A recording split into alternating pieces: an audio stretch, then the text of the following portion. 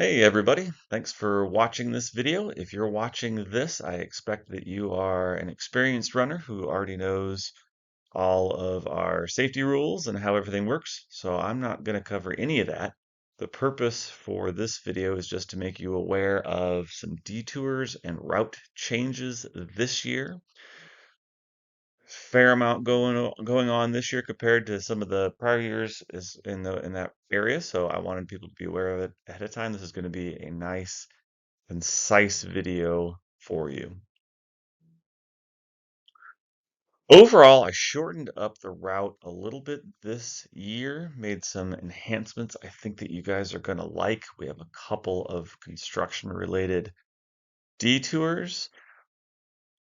Part of the point of shortening it up is the last couple of years we've had to line up earlier for the parade than what we used to. And it seems like when we get in, it's a big rush. People don't necessarily have time for showers to get cleaned up the way they would like to before the party.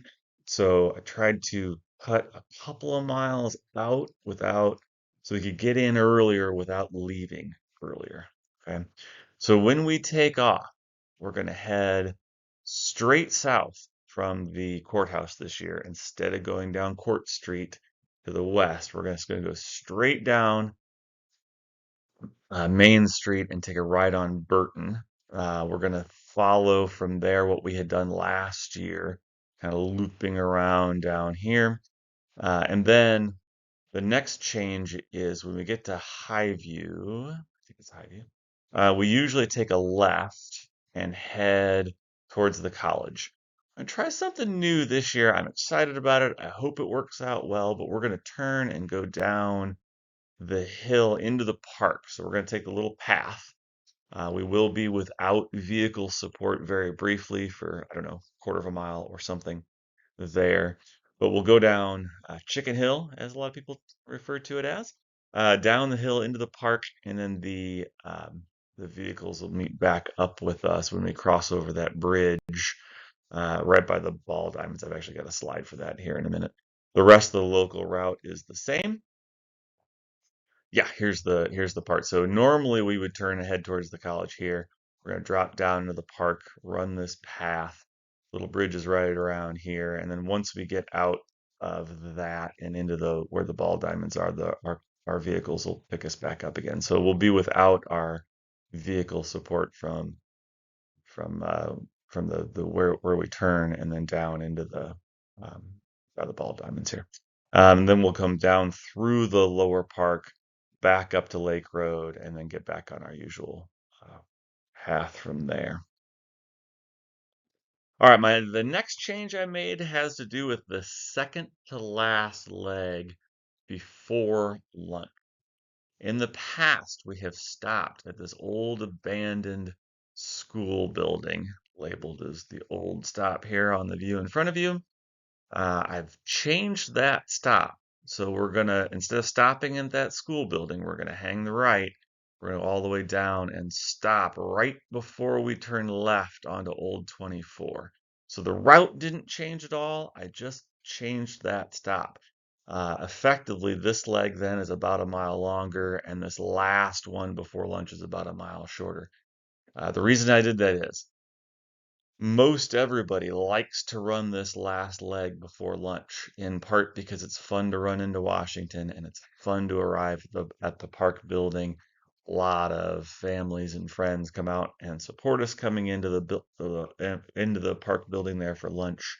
So lots and lots of people would want to run that, but it was kind of a long leg, and if there was any place throughout the day where I saw people struggle, this was definitely one of them.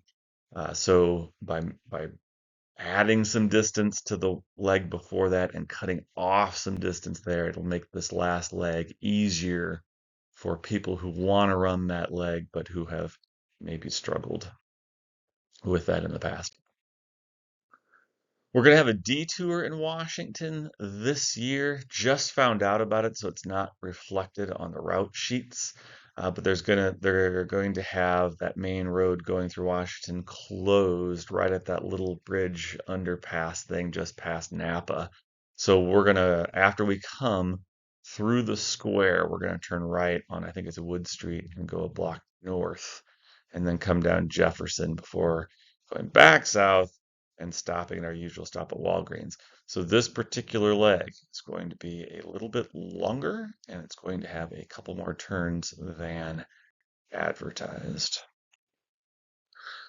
Our next big route change this year, after we leave Kroger, normally we go straight through here and go down to School Street and then go over to Centennial Drive.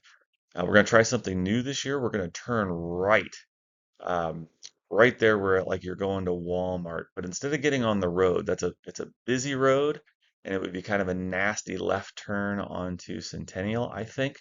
But there's a little bike path right here where when we get there, instead of turning onto the road, we'll cross over that road like we always have, but we'll hop on this little bike path, and it takes us up and behind that greenhouse that sits there.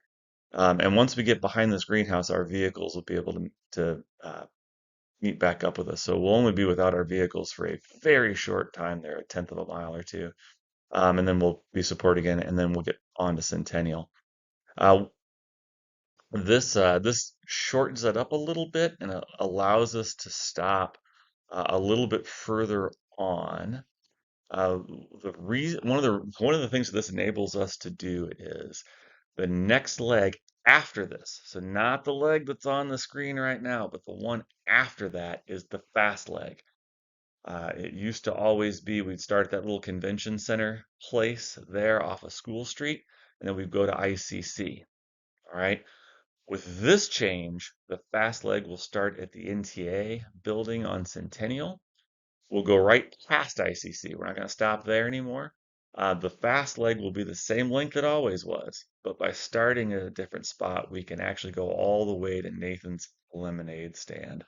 So the lemonade stand will be an official stop this year. That way, bus will be there much longer, and the people running will be able to stop there. And by cutting out a stop completely, we can spend a little extra time. So we're going to stop at the lemonade stand at the end of the fast leg, afternoon fast leg, and we're going to spend 10 minutes there. So everyone can enjoy the lemonade stand this year instead of just some of us. This is something we've done the last couple of years, but I want to address it really quickly this year because of some construction. So, as you know, a lot of people like to run this. It's the second to last leg of the day. We stop on the Fond du Lac Bridge here for a photo. We've started doing this recently where when we get down to the bottom of the hill where Bob Evans is, we have the buses sit there. It's not an official stop. It's not on the route sheet. The run group doesn't stop at all. But if you wanted to be in the photo on the bridge and run that portion of the leg, but you don't want to run all the way down Camp Street because it does turn into a bit of a grueling leg, you can get on the bus. I want to emphasize that this year because there is construction on Camp Street.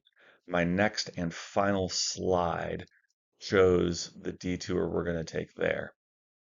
But, um, and I'll talk about that a little bit more in a minute here, but this year, perhaps more than most, if you have any concerns at all with running the rest of this leg out, I really want to encourage people to get on the bus at Bob Evans after we've gotten to the bottom of the hill. Okay, so let me show you the rest of that, what we're going to do on Camp Street. So we're coming down Camp Street. This is where Target is right here on the left, this clock Tower Drive. Just beyond that, Cam Street is under construction. It's down to one lane. We're not really supposed to run through there, and I don't want to tie traffic up that badly anyway.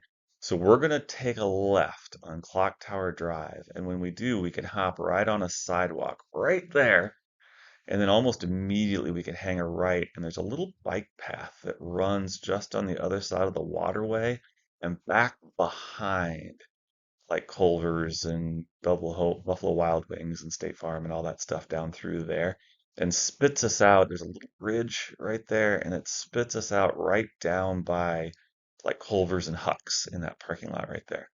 And so what we're going to do is we're going to hop on this little bike path. We're going to run down through there, and then in the Huck's parking lot, we'll join back up with our usual support vehicles, get back on Camp Street, and then finish that leg out the same as it always is. It's not going to add a lot of distance to that leg at all, but will be without vehicle support for the duration of that bike path. It's not very long. I didn't measure it. It's, I don't know, half a mile or something.